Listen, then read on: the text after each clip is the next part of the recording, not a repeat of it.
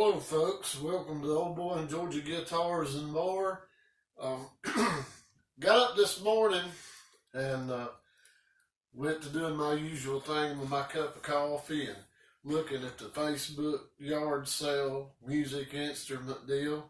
Been interested in a lot of the Japanese made guitars, especially in the early 80s, 70s, whatever. Lately, once I got the Made in Japan Squire and got it fixed and started playing it, I really like it. And I've been looking a long time for like a Westone or Aria Pro, something like that. So on Facebook this morning, happened to look on there and come up with this right here. It's a Aria Pro 2 Night Warrior. So this is probably from around 1985. And it's all original, the tuners, the lock and nut. It has the Kaler Made in USA trim. It's the flyer trim, which is like the lower end, which, by 80 standards, a low end back then was probably as good as the best they make now. But, I like the Kaler trim. I'm having to refamiliarize myself with it because it's been a while since I fooled with them. And this one's a little harder to set up than some of the other, like the Pro models and stuff. But it's still a neat trim.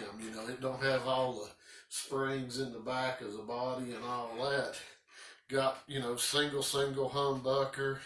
Got the split on the humbucker. 5-way position switch, missing a little tip. But for a 35-year-old guitar, the frets are in good shape. It's got kind of a medium jumbo frets. And,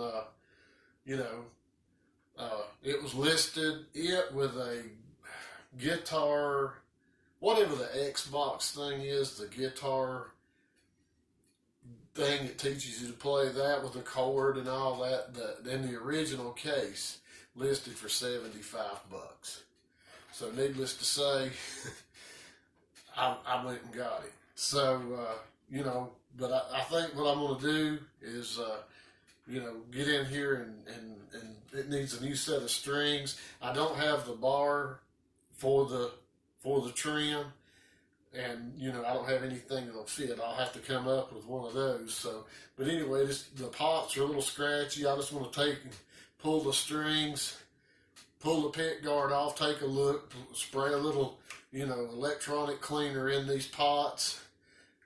Maybe clean the jack, check everything out, see what it is, and restring it and get it set back up. So if you're interested in hanging around and getting into that, then hold on, we'll get to it.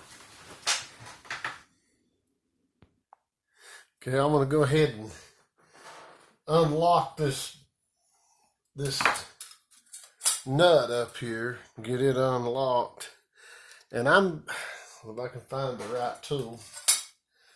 And I'm trying to remember exactly how these things work. They don't lock exactly like a Floyd, and I can't remember exactly how. They have another piece in there, and it pulls the string up against the bottom of this, I believe is how these work. Pretty sure that's how they work, rather than how the Floyd locks the string down against the bottom of this. These pulled up, tighten up against the top of this bar. If I remember, I believe I'm right on that. It's been a while since I fooled with one of these. I've been wanting one for a while. Just hadn't had the opportunity to come up with one. I've been kind of keeping an eye out on eBay, Reverb, some of the places like that, for some of these, and just hadn't found one for the price point or the condition that I really was looking for. So Like I say, when this one came along, you know, I grabbed it up really quick.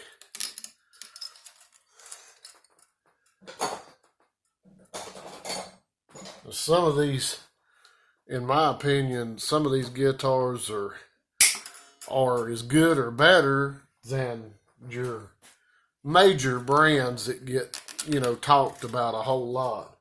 I mean, they're just as, like I say, they're just as good.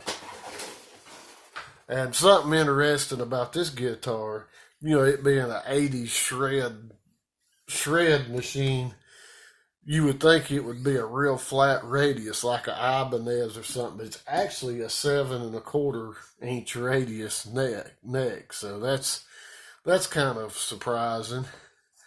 You really wouldn't have thought about that.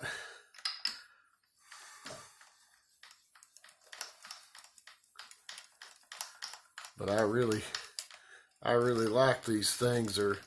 They're pretty, you know, really comfortable guitar to play. The pickups are, to me, are just amazing. I can't imagine changing out the pickups, because these things, they definitely have the early mid 80s, whatever, 90s sound to them. I really like them. So yeah, you know, a lot of times the Facebook yard sale, stuff like that, Craigslist, it's just nothing but aggravation and a hassle. And you know, you get jacked around, people won't show up, or you never hear nothing back, or they sell it to somebody before you can get there to get it, or something. But one time it actually paid off this time. So that was a good thing. And like I say, it came with the case and the little Xbox training thing, which I have no use for. But it came with that. The cord, which actually the cord looks to me like you could actually plug it straight into your PC or something if you know, had some kind of program or something, I guess, that you were doing that type of thing. So, let me keep fooling around here, and I'll get these strings off, and then we'll pull the pick guard and see what's under there.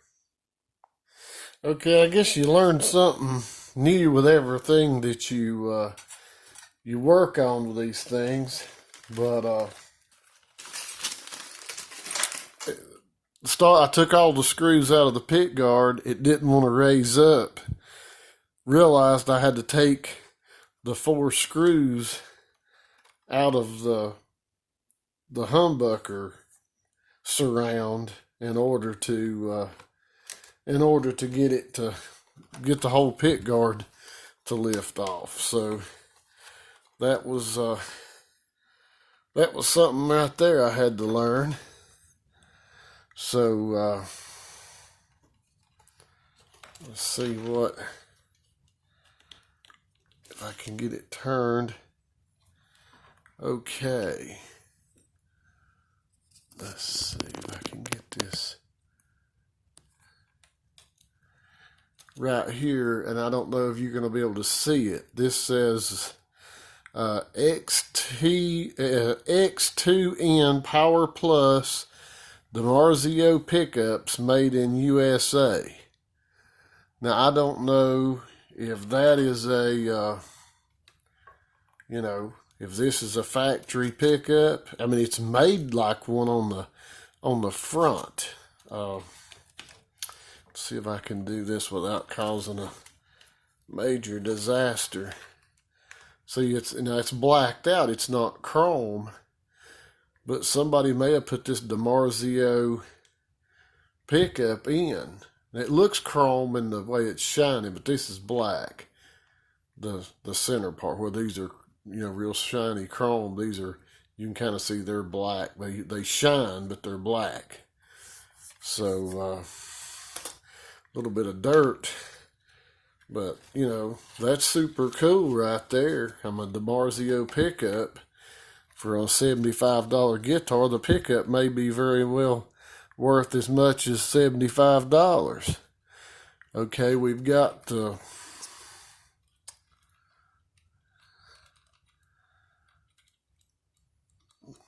our volume, then we got our push-pull, and I'm going to assume that that's factory. I don't know that. The capacitor looks like a factory. It looks like a factory thing. And I hadn't looked anything up on this thing really that much.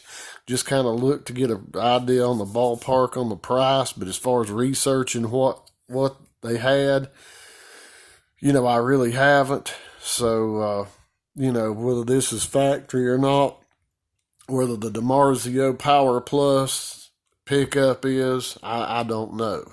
So that's interesting. Okay, and then the body, we've got some numbers right here, and it's been painted overall, but this one section, you can see a 9 and like a point, and that looks like either a 9 or a 5. I know that's a 5 and a 2, so you got like a 9, 9, 5, 2. That could actually be an 8, like 85. I'm not sure.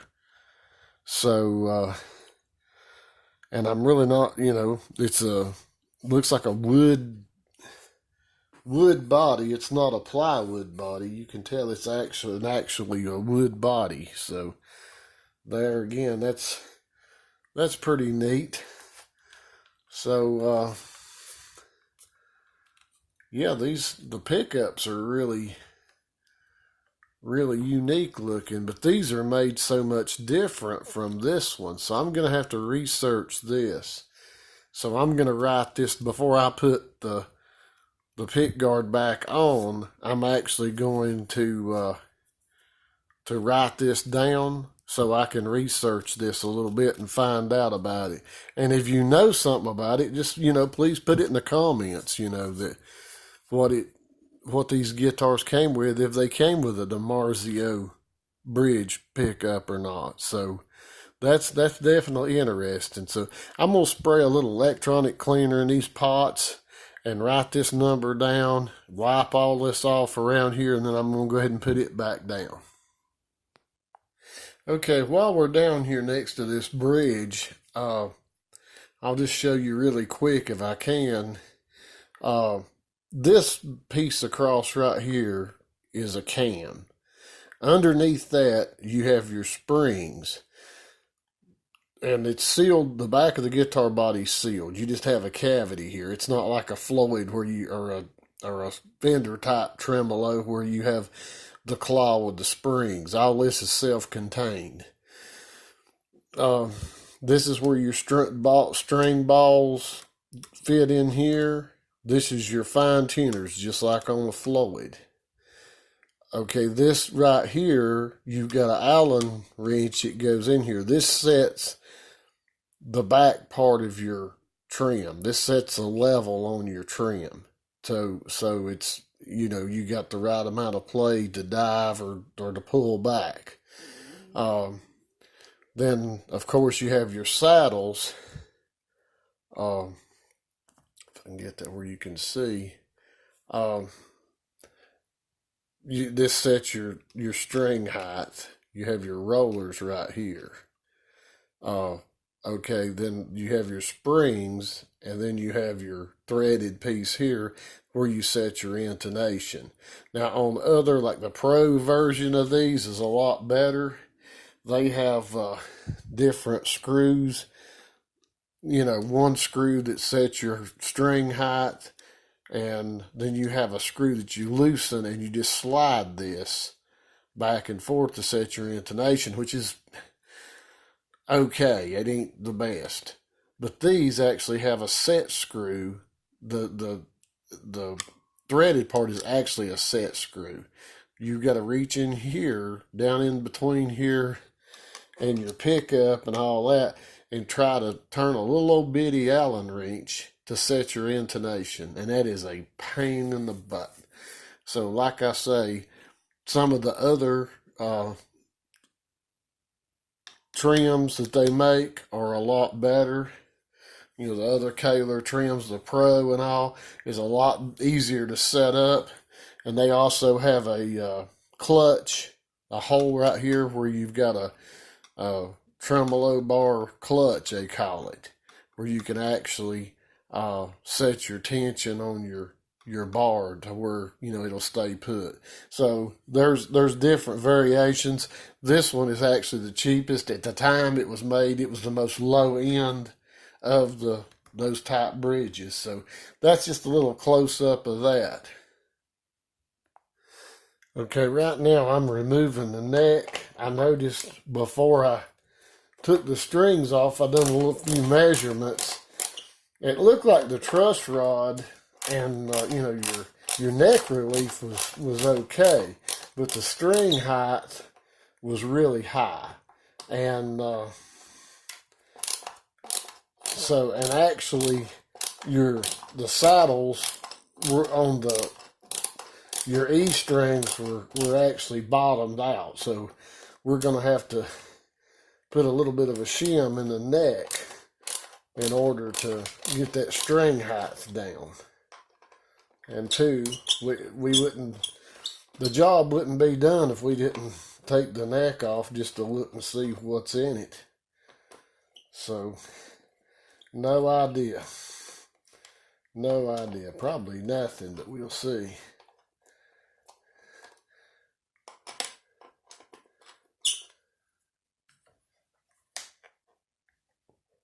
Wow.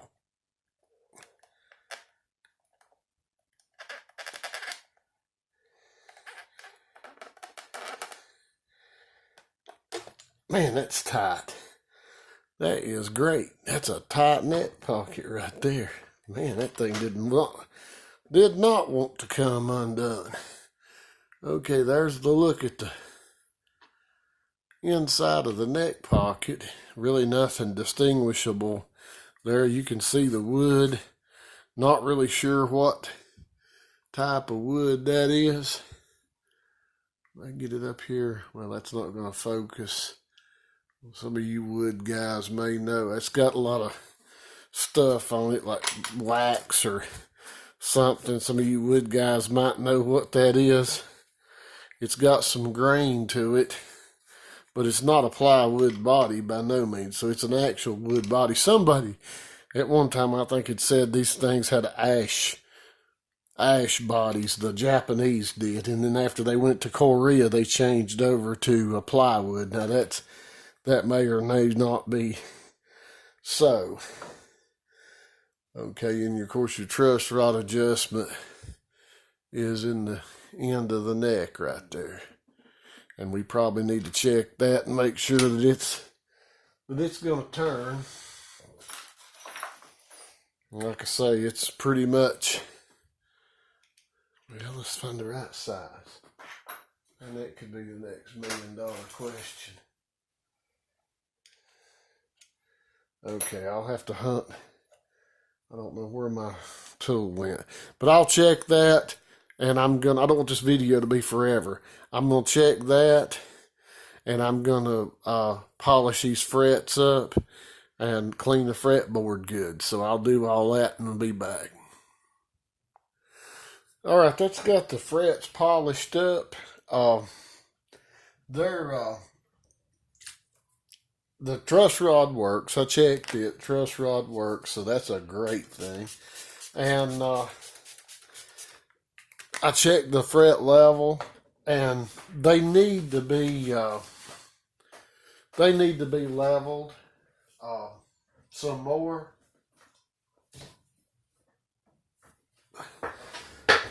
I'd say some more. I mean, they need a light level. I mean, there's not a whole lot of wire on them, but there's enough to really get the action way down there and really make it right. Well, look at that right there. Ooh-wee. To get it down right, I need to do a little level on the frets, recrown them. There's a little bit of wire. They seem all to be, set. See that? it's been sitting around a while. They need to be re-crowned to, able to get that action way down there low where it needs to be. But I'm gonna really, right now, I think I'm just gonna, I give them a good polish, and I may stick just a real small shim in the neck just to get the action down some. I can't find my really, really, really small Allen wrench tonight, and it may be out in my other shop, to get in there to get, to adjust everything. So I may just stick some little something. I just want to play it. I just want to enjoy it. I mean, I'll fix it all up later. So, but we got that.